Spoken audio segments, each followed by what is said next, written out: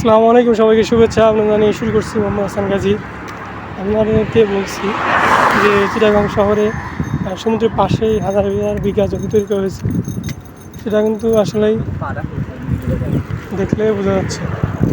এখানে মরুভূমি, এদিকে শুটকি মাছ শুকাতে দেওয়া হয়েছে। প্রচণ্ড গন্ধ খাচ্ছে এখানে শুটকি মাছ। এই রোদেই শুটকি শুকানো দেওয়া হয়েছে, এই জন্য রোডের সাইডেই প্রচণ্ড গন্ধ বের হচ্ছে এখান থেকে।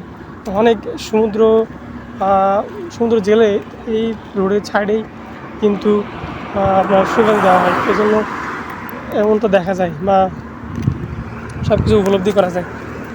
আসলে সমুদ্রের পাশেই যাদের বসবাস তারা আসলেই জানে যে প্রতিকূল কতটা খারাপ অবস্থা বা কতটা স্ট্রাগলের দিক দিয়ে তাদেরকে জীবন পার করতে হয়, কতটা ঝড় বন্যা পার করে কিন্তু তাদের বসবাস করতে হয়।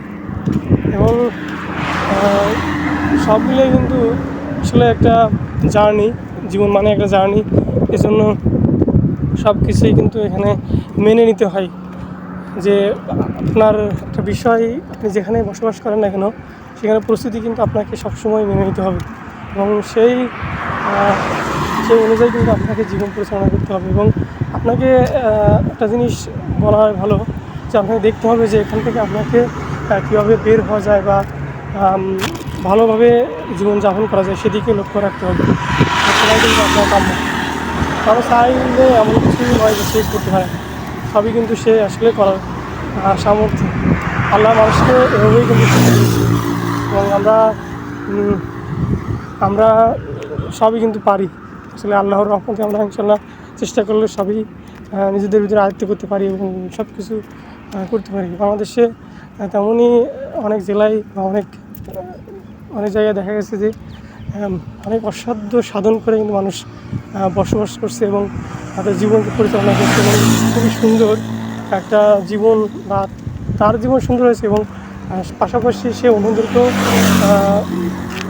অন্যদেরকেও সুখে বা তাদের কর্মসংস্থানের জায়গা তৈরি করছে এবং সুখের ব্যবস্থা করে দিয়েছে। এমনই অনেক জায়গা আছে। তো আপনাদেরকে দেখানোর পাশাপাশি অনেক কিছু বলা হলো এবং সবই কিন্তু আসলে নিজের একটা প্রচেষ্টা, নিজের চেষ্টা থাকলে আসলে অনেক কিছু করা সম্ভব।